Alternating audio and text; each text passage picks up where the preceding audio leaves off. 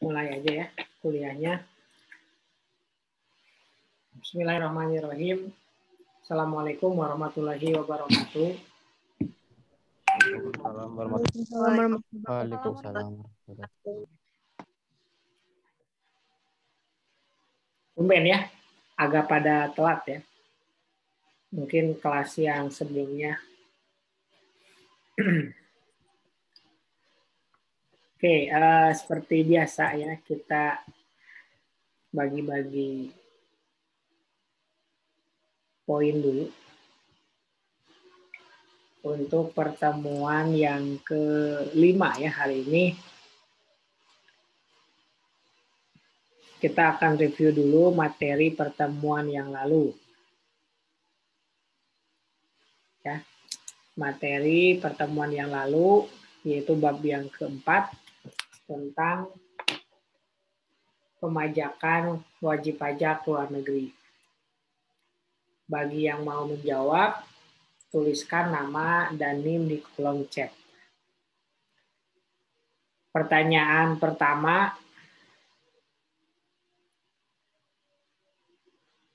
apa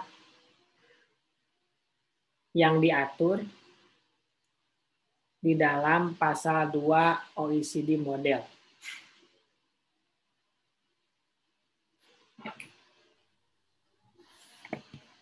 Apa yang diatur di dalam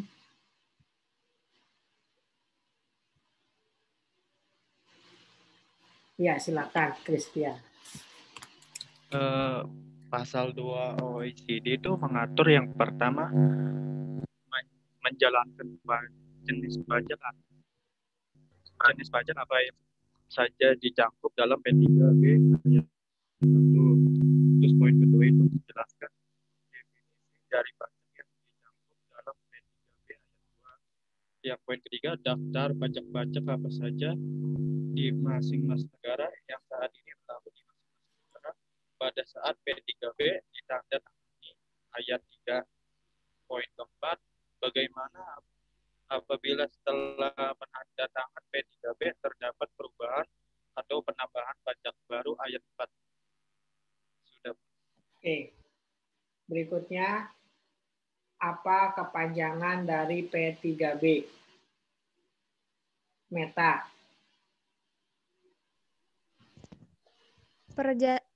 Perjanjian penghindaran pajak berganda. Oke, pertanyaan berikutnya. Apa kepanjangan bahasa Indonesia ya? Bahasa Indonesia dari OECD. Kepanjangan OECD yang bahasa Indonesia. Siti Nadia. Organisasi untuk Kerjasama dan Pembangunan, Pak. Oke, pertanyaan berikutnya. Sebutkan contoh untuk pajak atas penghasilan.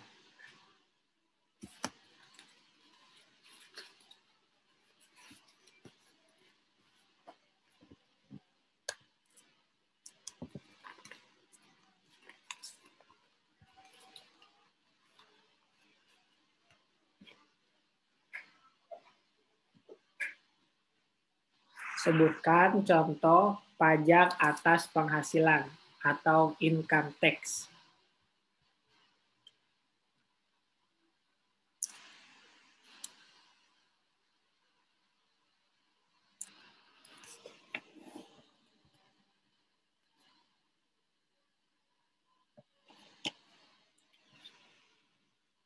Nggak ada.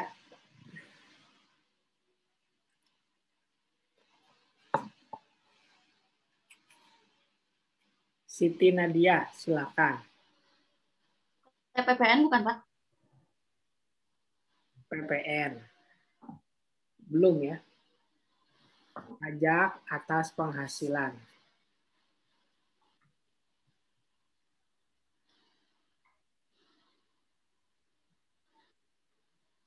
Kalau PPN mah pajak atas pengeluaran uang atau konsumsi.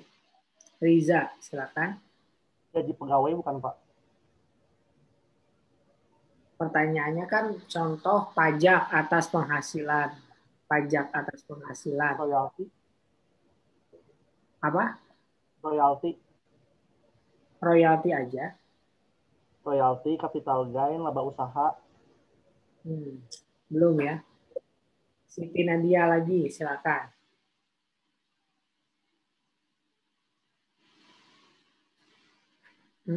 Apa? Kayak PPh 21 sampai 24 gitu, Pak. Betul. Ya. Pajak atas gaji. Kalau pajak atas gaji bisa, tapi kalau gaji aja belum tepat ya, karena pertanyaannya contoh pajak. PPh atas gaji namanya PPh pasal 21 gitu. Pertanyaan berikutnya, contoh pajak atas kekayaan.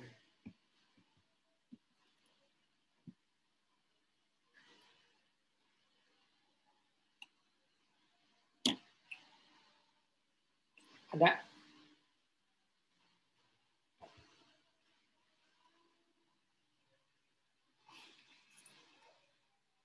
Suci, silakan. PPNBM bukan, Pak? PPNBM. Bukan. Jadi kita tuh dipajaki karena kita punya kekayaan. Contohnya apa? Tanti.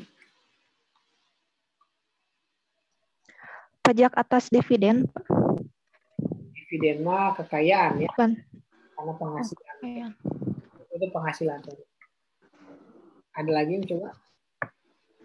Kalau tadi kan kita dipajaki gara-gara kita punya penghasilan. Contohnya pajak atas penghasilan atau baik PPh 21.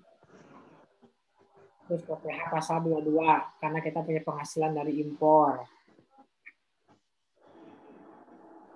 Pajak kendaraan, Pak. Kenapa? Pajak kendaraan. Pajak kendaraan. Boleh itu ya. Kita dipajaki karena kita punya kendaraan. Kalau kita nggak punya kendaraan, kita nggak akan dipajaki. Contoh lainnya seperti PBB ya. Kan PBB itu hanya dikenakan kepada orang yang punya bumi dan bangunan. Kalau nggak punya, nggak akan dipajaki. Gitu. Itu namanya kekayaan. Pertanyaan berikutnya. Kalau misalkan gaji PNS, ya, negara mana yang berhak memajakinya? Domisili atau sumber? Fahri. Domisili, Pak. Ya, betul. Berikutnya, kalau misalkan ada artis, siapa yang berhak memajaki? Negara sumber, Dewi. Negara sumber, Pak. Ya, betul.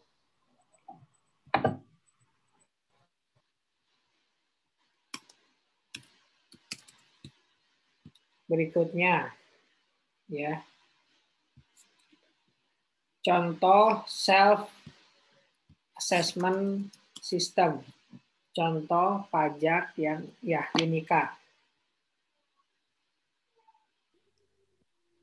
PPN, PPh 21 tenaga ahli, PPh 24. Ya, betul ya.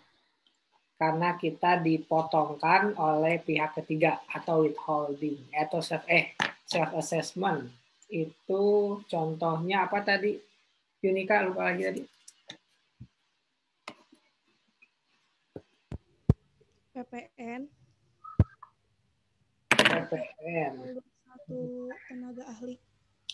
Oke, sekarang kasih contoh yang withholding.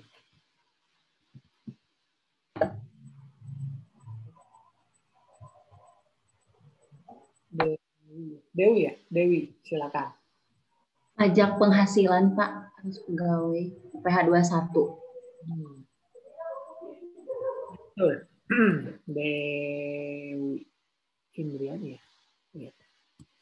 Oke, itu materi kita pertemuan yang lalu ya sebagian. Silakan barangkali ada yang mau ditanyakan untuk materi pertemuan yang lalu. Tentang PPh, tentang PPh lagi. Tentang pemajakan wajib pajak luar negeri.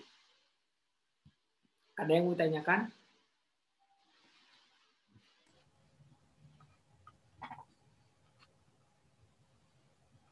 Pak, izin bertanya, Ya. kalau untuk PPh atas premi asuransi, itu bagaimana ya Pak ya, perhitungannya? Gimana apanya maksudnya?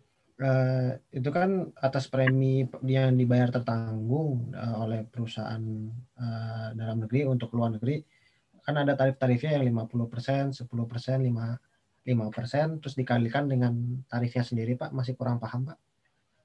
Yang poin F kalau di ininya mah, PPh atas premi asuransi.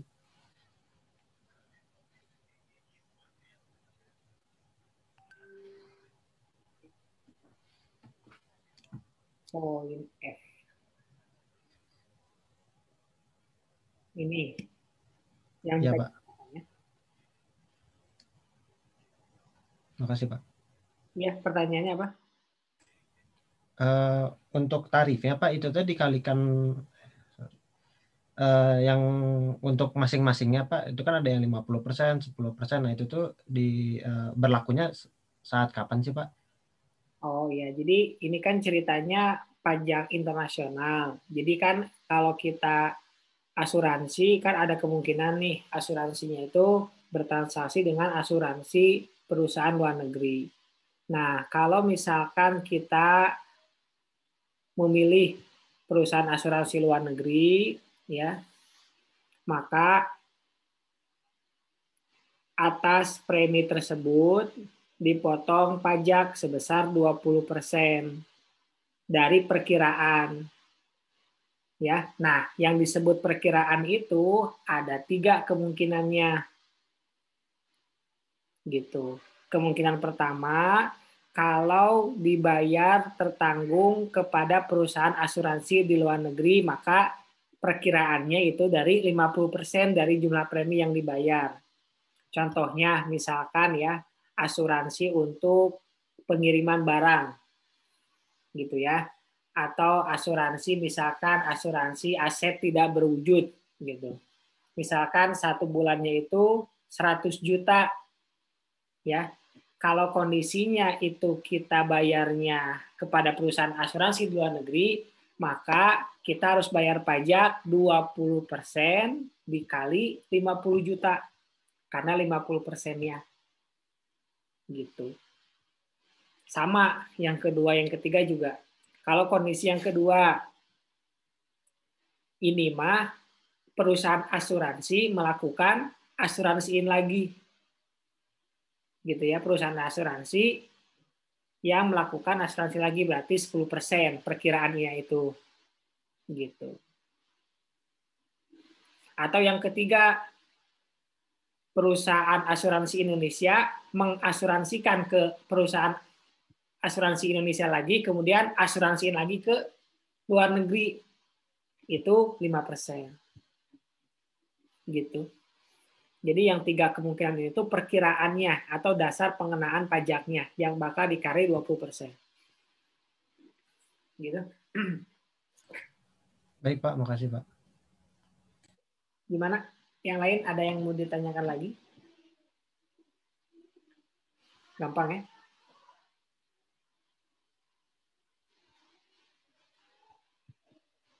Oke. Materi berikutnya ya tentang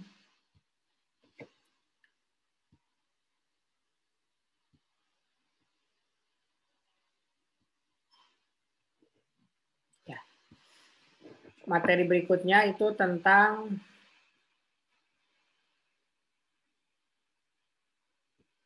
pemajakan orang asing ya atau ekspatriat.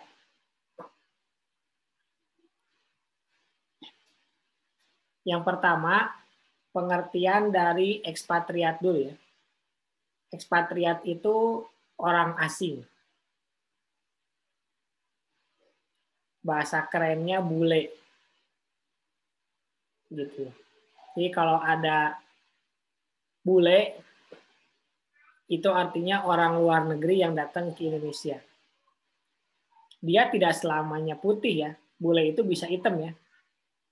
Misalkan dari Nigeria datang ke Indonesia, dia tuh disebut bule karena dia bukan orang Indonesia. Sama kayak kalian pergi ke Zimbabwe, kalian tuh bule. Gitu. Bagi orang Zimbabwe. Kalian juga termasuk bule kalau pergi ke Australia, meskipun kulit kalian coklat. Gitu. Nah, apa yang akan kita bahas di dalam pemajakan orang asing atau ekspatriat ini? Pertama, hubungan antara P3B dan Undang-Undang PPH. Nah, di dalam hubungan P3B dengan Undang-Undang PPH, itu ada kemungkinan yang terjadi antar negara.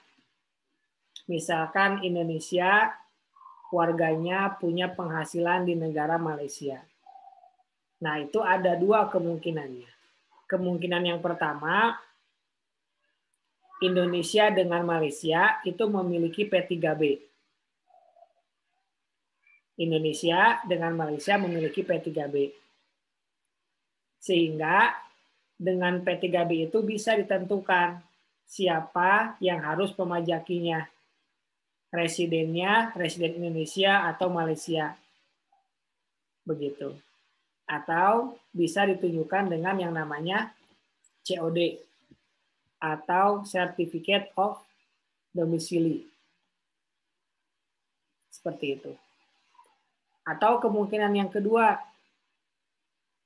ada P3B tapi berkonflik. Maksudnya berkonflik itu bertentangan dengan undang-undang domestik. Kalau di Indonesia namanya undang-undang PPH. Jadi yang pertama ada P3B tapi tidak berkonflik. Yang kedua ada P3B tapi berkonflik. Nah, kalau gitu gimana? Nah, kalau ada konflik bertentangan, maka yang diambil yaitu P3B. Sebagaimana yang sering kita bahas. Karena P3B sifatnya lex specialis. Tetapi kalau misalkan belum ada P3B, maka kita diperlukan yang namanya MAP atau Mutual Agreement Procedure. Gitu. Tapi kalaupun misalkan ada P3B tapi masih ribut, masih tidak puas dengan P3B, maka menggunakan MAP juga. Jadi MAP itu ada dua fungsinya. Yang pertama atau MAP itu ada dua kondisi digunakannya. Yang pertama ketika berkonflik antara P3B dengan undang-undang domestik, dan yang kedua kalau belum ada P3B. Itu kondisinya ya. Kondisi kenapa ada MAP. Ada dua. Yang pertama, karena adanya konflik antara undang-undang domestik dengan P3B. Yang kedua, karena belum ada P3B. Tujuannya di sini ada ya. Untuk memberikan kepastian hukum dan panduan dalam prosedur administrasi. Seperti ini residen yang mana. Kemudian kalau BUT-nya ada di mana.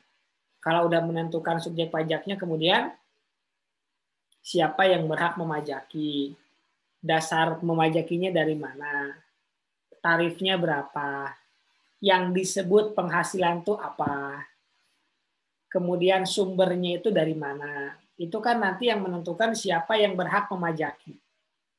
Gitu. Karena di P3B itu kan siapa yang berhak memajaki apa, gitu kan, P3B itu intinya. Nah, itu hubungan P3B dengan undang-undang domestik. Berikutnya yaitu pemajakan ekspatriat.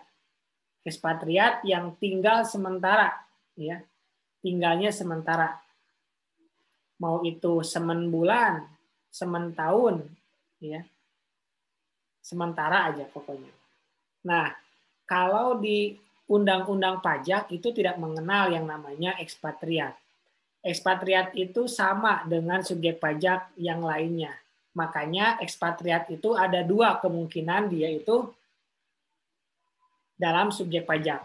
Yang pertama, dia itu termasuk subjek pajak dalam negeri, atau yang kedua, dia itu termasuk subjek pajak luar negeri.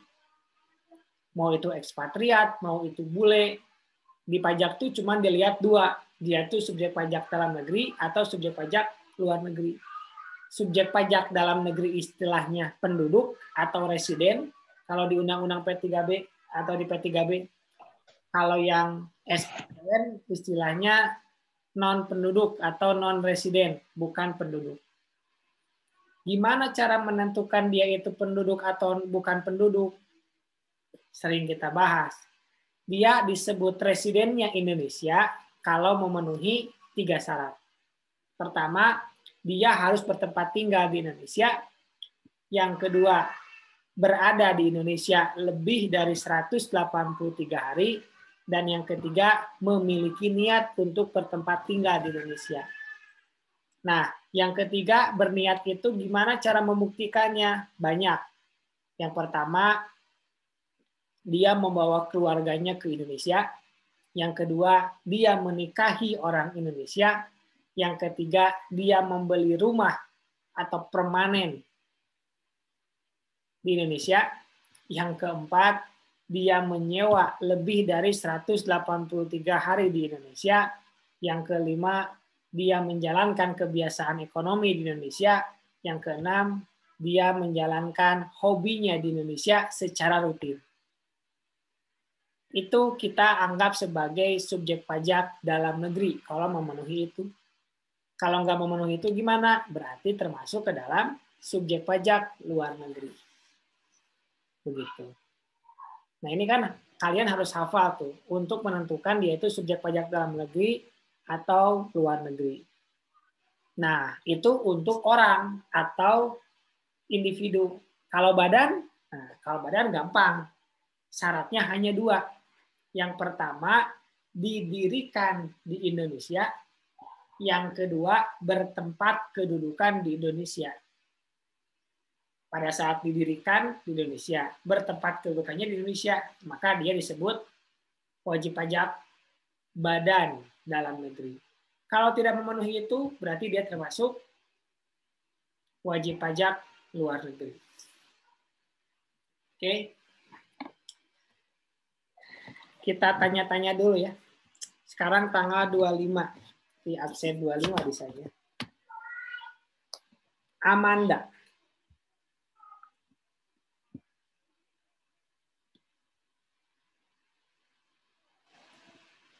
Hadir Amanda?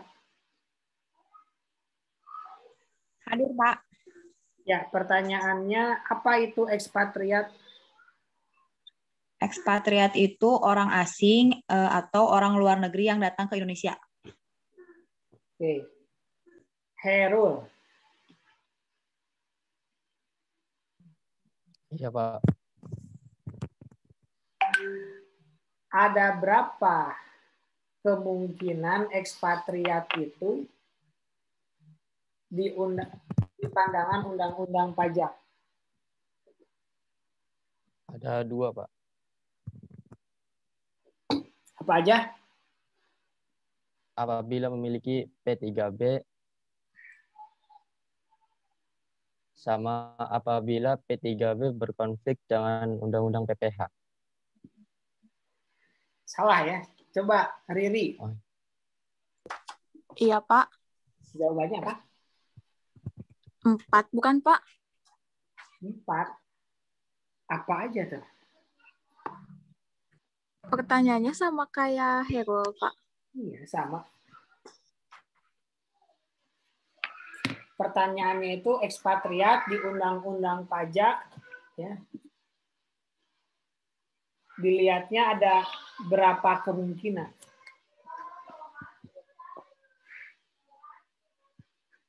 Jawabannya apa, Ferry?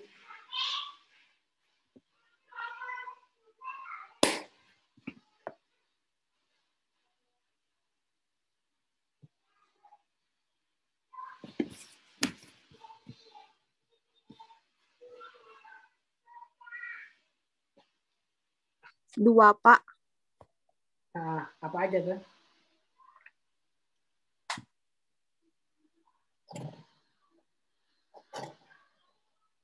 Apa aja?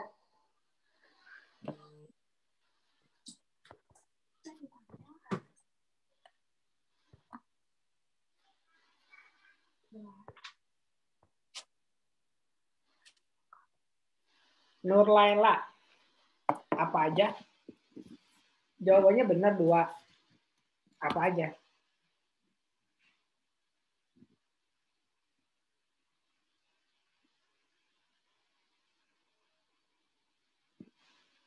Nur Laila nggak hadir? Dewi.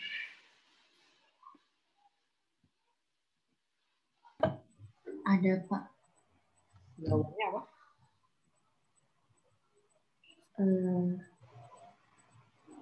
P3B tapi berkonflik dengan Undang-Undang PPH dan MAP bukan, Pak?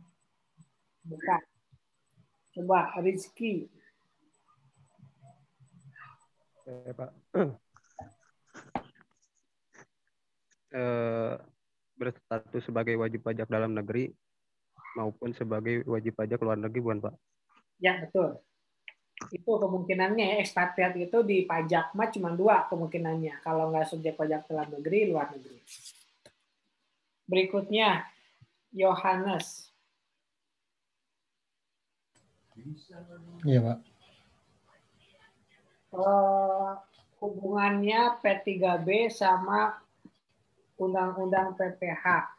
Ada berapa kondisi? Ada 2 kondisi, Pak. Ya, kondisinya apa aja? P3B tanpa konflik, P3B tetapi berkonflik. Oke, Suci. Ada Suci? Ya, Pak. Kalau P3B berkonflik dengan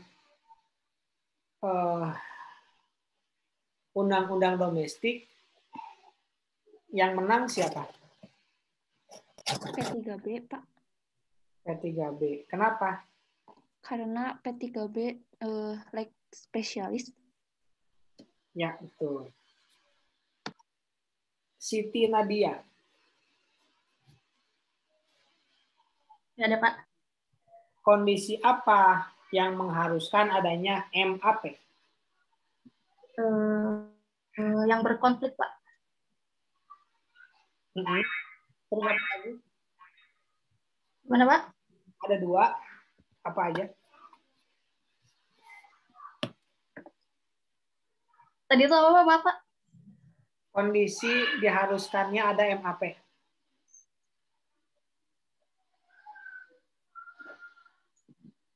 Yang P3B berkonflik dengan Undang-Undang PPH. Terus?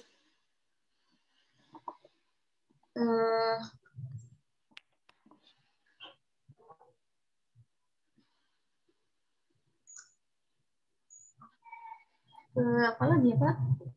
Coba, Christian. Iya, Pak. Gimana? Itu jika P3B-nya itu nggak ada, Pak. Yang pertamanya jadi apa? Menggunakan MAP. Yang pertama apa? Yang pertama itu P3B berkonflik. Yang pertama P3B berkonflik kan, Pak. Nah, yang keduanya itu jika P3B.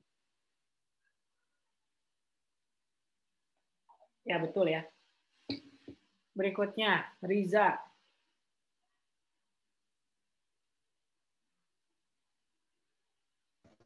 Ada Riza? Ada, Pak. Pertanyaannya, apa syarat menjadi subjek pajak dalam negeri? Ada 3, Pak. Apa aja tuh? Bertempat tinggal di Indonesia, berada di Indonesia lebih dari 183 hari, dan berniat tinggal di Indonesia. Oke, Yunika. Ada, Pak. Gimana menentukan niat? Membawa keluarga ke Indonesia, terus berniat untuk menikah dengan orang Indonesia. Terus?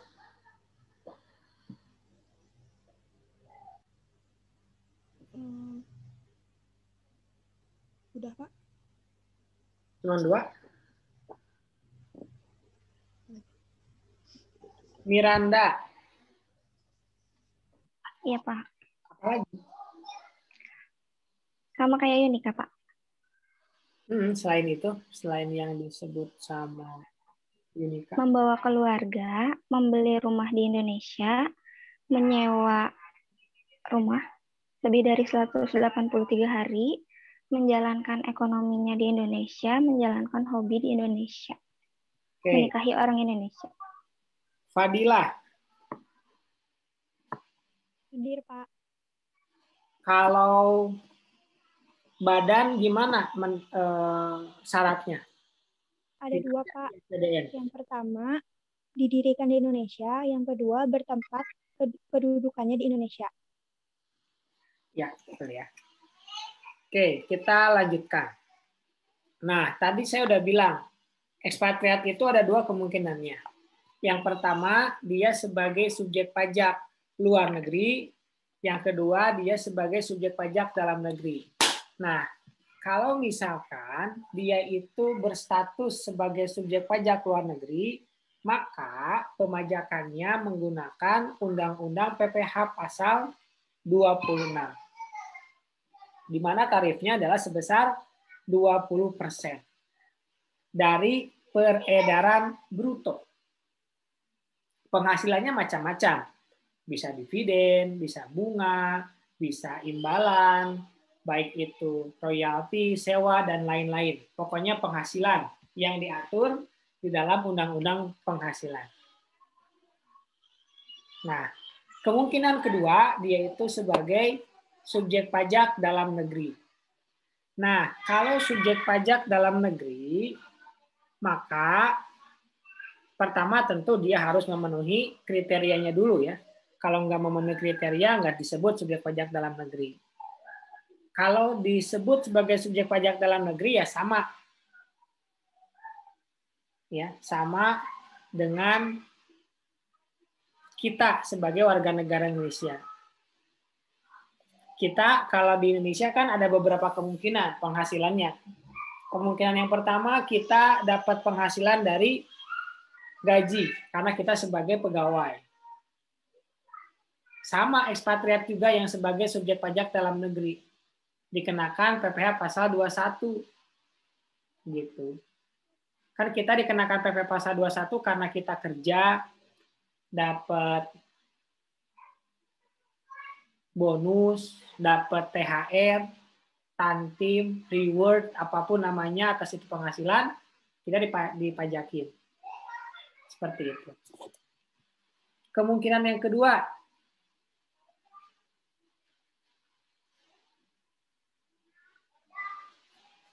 yaitu penghasilan dari pekerjaan bebas. Maksudnya adalah kalau kita bukan pegawai berarti kita bikin usaha. Ya kan? Kalau kita bikin usaha berarti kita mempekerjakan orang lain. Kalau kita memiliki pekerjaan bebas, maka ada 2 kemungkinannya. Yang pertama, kita melakukan pencatatan. Yang kedua, kita melakukan pembukuan. Kalau kita melakukan pencatatan, maka kita harus dipajaki sebesar 0,5% dari peredaran bruto. Tapi syaratnya penghasilan brutonya kurang dari 4,8 miliar setahun. Gimana cara ngitung peredaran bruto? Gampang. Harga dikali kuantitas yang terjual. Itu syarat yang pertama. Agar kita bisa melakukan pencatatan. Yang kedua, syaratnya adalah kita melapor kepada Dirjen Pajak sejak 3 bulan usaha kita jalan. Yang ketiga, yaitu melakukan pencatatan. Itu syarat agar kita bisa membayar hanya 0,5% dari peredaran bruto. Ya, harus kurang dari 4,8, harus lapor selama 3 bulan penghasilannya. Yang ketiga, melakukan pencatatan. Nah, kalau usaha kita besar, maka kita wajib melakukan pembukuan. Pembukuan itu diwajibkan bagi orang atau badan yang memiliki penghasilan lebih dari 4,8 miliar. Itu wajib melakukan pembukuan.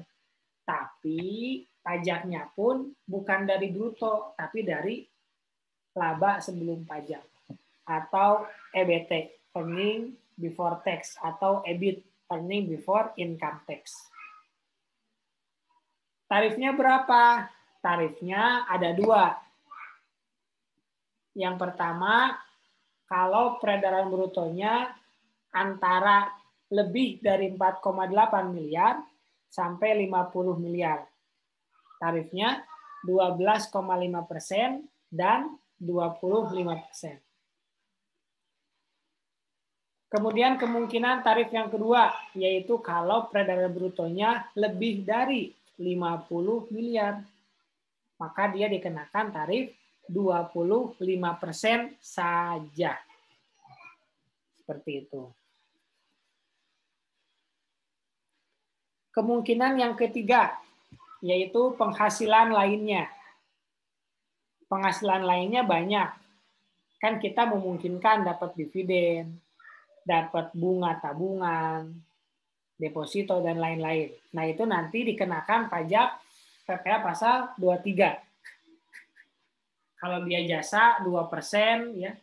Kalau royalti, bunga, dan hadiah 15%. Ini mah udah di luar kepala lah ya. Tarif-tarif pasal-pasal pajak-pajak penghasilannya udah hafal lah pasti kalian ya. Di luar kepala, di luar banget ya. Gitu. Yang keempat, penghitungan PPh kurang atau lebih bayar. Kalau kita wajib pajak badan, setiap bulan kita bayar angsuran PPh. Angsuran itu disebutnya adalah PPh pasal 25. Selama 12 bulan kita bayar PPh pasal 25.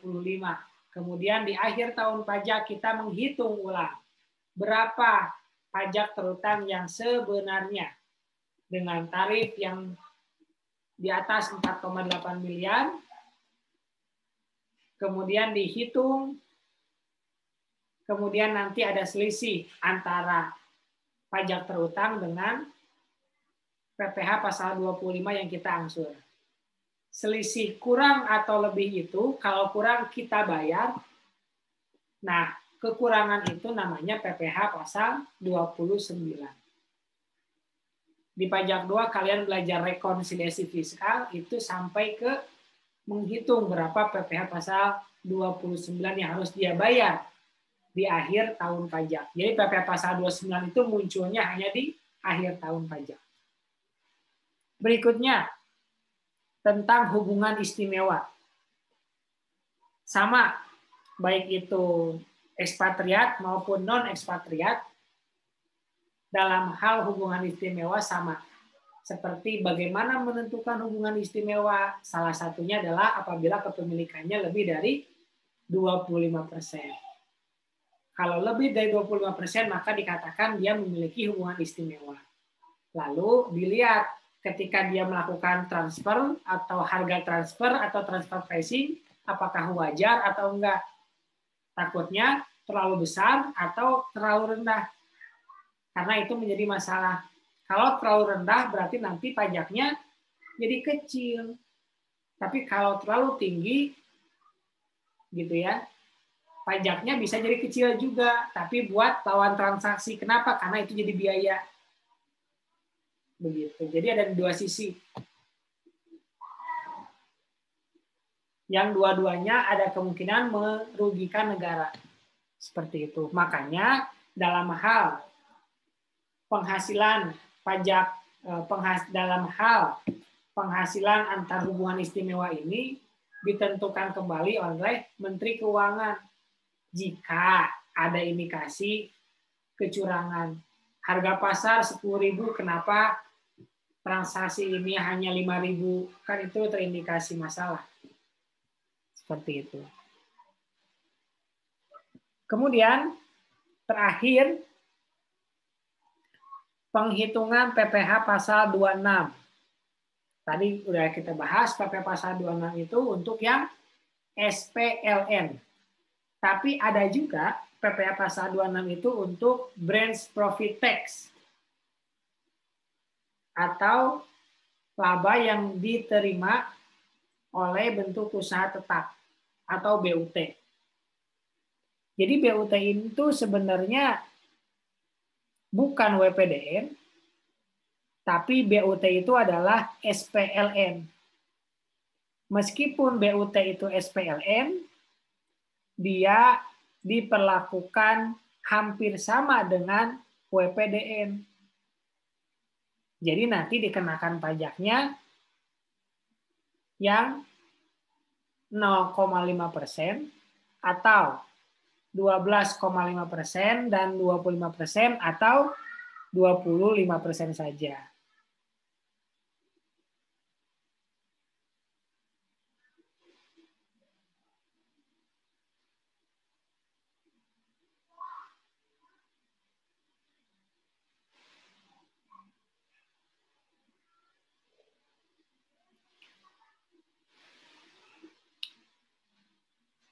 Nah, kemudian di bawah, nih, kelihatan nggak ya? Nah, ini. Di sini ada kalimat ya, yang penting nih. Salah satu perbedaan perlakuan perpajakan BUT dibandingkan dengan WPDN adalah atas laba bersih setelah pajak yang diterima atau diperoleh suatu BUT dikenakan branch profit tax sebagaimana diatur dalam Undang-Undang PPh pasal 26 atas laba setelah pajak dikenakan tambahan PPh sebesar 20%. Jadi, sekali lagi, kan BUT itu WPDN, yang diperlakukan WPDN, dikenakan tarif yang 3 tadi ya. Yang pertama 0,5%, yang kedua 12,5 dan 25, yang ketiga 25 saja. Dipajakin itu. Nah, setelah dapat yang namanya earning after tax, dipajakin lagi dengan PPh pasal 26. Istilahnya branch profit tax. Jadi makin gede lagi. Gitu. Makanya orang-orang luar negeri kalau mau bikin BUT di Indonesia itu sedikit merugikan. Makanya lebih baik pilih bikin perusahaan aja di Indonesia. Bikin cabang, nggak usah berbentuk BUT. Karena kalau bentuk BUT dikenain pajaknya berlapis-lapis. Seperti itu.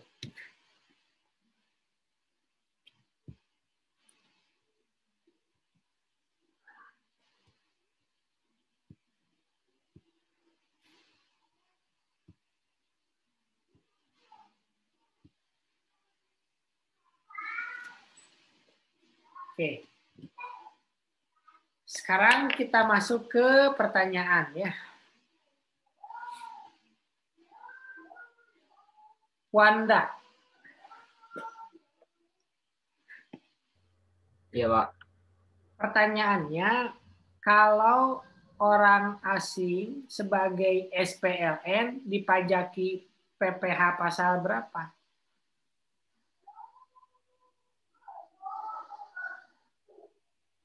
Dipajaki pasal 26, Pak. 26, tuh. Ika Witriana. Hadir, Pak. Berapa tarif PPh pasal 26?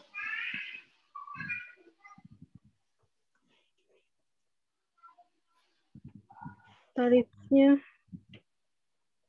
0,5%, Pak. Salah. Tanti. Berapa?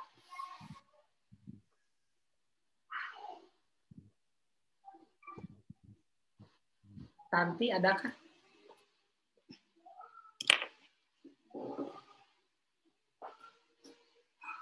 Nggak ada. Fahri. 20%, Pak. Ya, betul. Meta. Iya, Pak. Dari mana dasar 20%? Bukan dari mana. Apa ya? Berapa DPP dari PPA pasal 26? Gimana ya? Ngerti nggak ya pertanyaannya?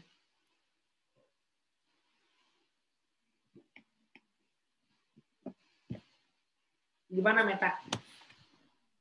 Gimana, Pak? Dasar pengenaan PP pasal 26 itu dari mana? Nah, gitu. Dasar perhitungan PP Dari mana? Dari branch profit tax bukan, Pak? Bukan. Ririn. Dari dividen, bunga, royalti. Belum. Siti.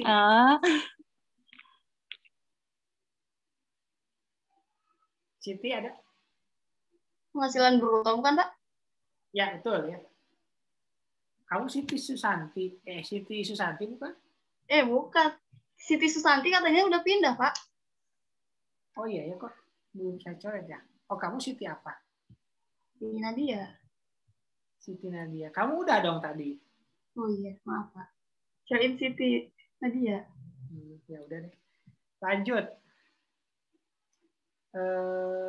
Amanda udah ya. Herul belum dapat nih, belum berhasil Herul. Ada Herul. Pertanyaannya, kalau misalkan dia itu subjek pajak dalam negeri, apa aja nih kemungkinan dia itu dapat penghasilan? Penghasilannya kemungkinan dapat dari mana aja gitu.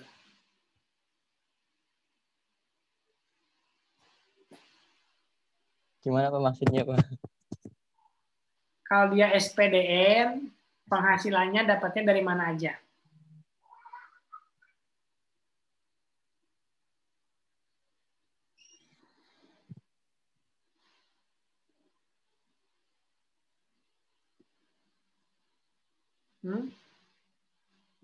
Mas Pak, belum tahu. Oke, Riri.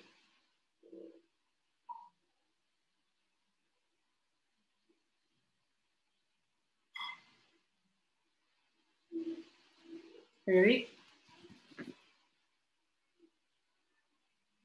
Nggak hadir.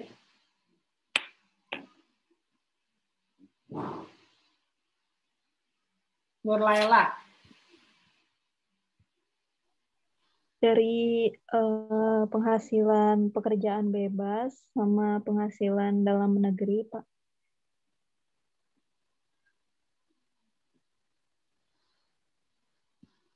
Kamu siapa? Nur Laila ya? Ya. Iya. Dewi. Iya, Pak. Pajak apa? Kalau misalkan dapatnya dari gaji. Pajak penghasilan. Pasal berapa? 21. PPh pasal 21. Ya, betul. Terus berikutnya.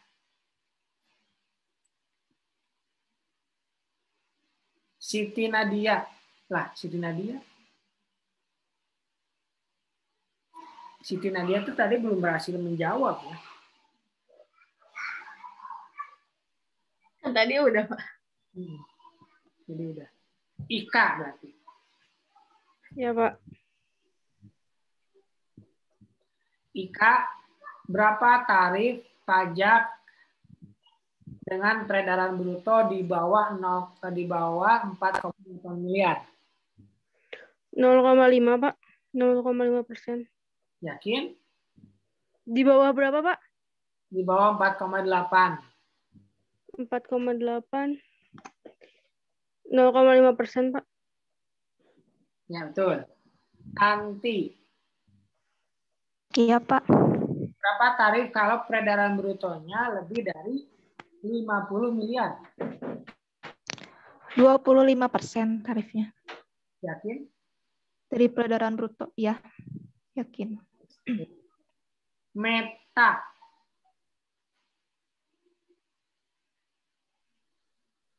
Iya, Pak. Berapa tarif pajak kalau di atas 4,8 tapi di bawah 50 miliar?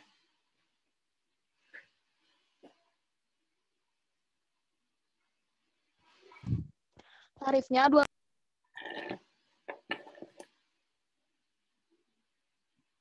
Berapa? Kamu malah di-mute. 12,5% dan 25%.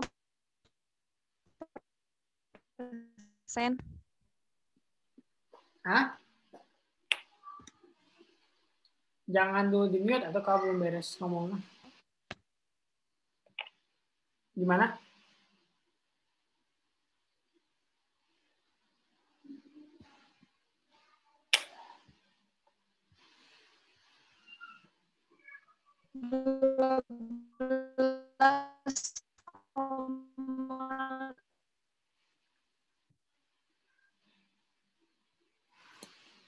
Kayaknya jawabannya benar ya, tapi sinyalnya yang jelek. Ririn, terakhir nih kamu nih. Enggak deh, masih ada 3 lagi. Ririn? Iya, Pak. Yakin nih bisa jawab. 12,5% dan 25%. Ya, betul, Meta. Jawabannya sudah terlihat benar. Siapa sekarang teh? Oh, Ririn ya. Ririn, berapa tarif pajak untuk royalti?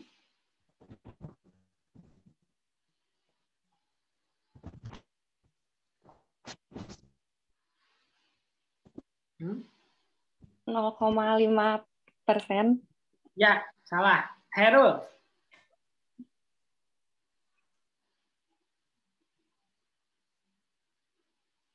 Berapa?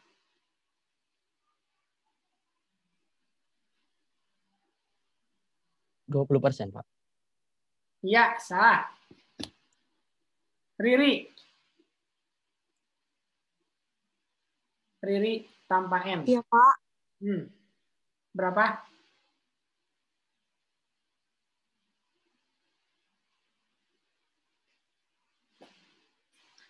Ayo, 3 lagi. 15%, Pak. Ya, betul. Ririn. Ini udah berapa purnama nih? Pertanyaan berikutnya nih. Kalau kita masih kurang bayar PPh terutang kita, itu namanya PPh pasal berapa, Ririn?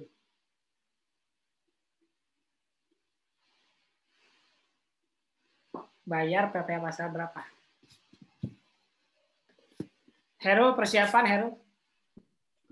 Pasal 29. Iya, betul ya. Finally. Oke. Terakhir nih Heru. Gimana Heru, siap?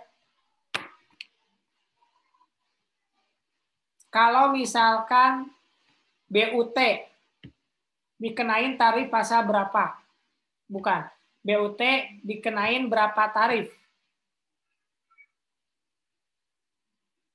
3, Pak. Berapa tuh? 0,5%, 12,5%, sama 25%. Salah. Salah. Itu terakhir ya. Coba. Oke, pertanyaan khusus buat kamu nih. Gampang lah. Apa pengertian ekspatriat, Herul?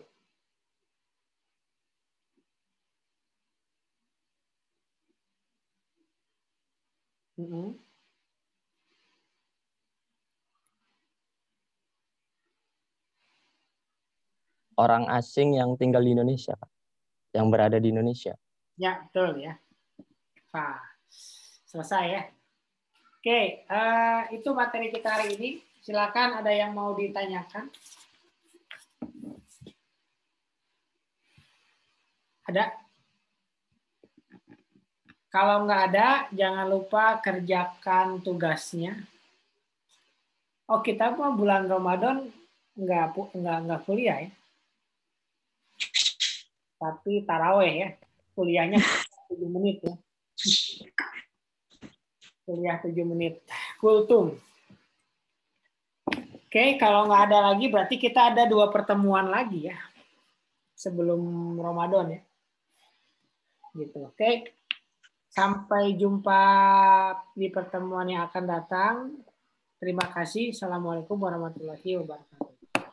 Waalaikumsalam. Waalaikumsalam. Terima kasih, Pak.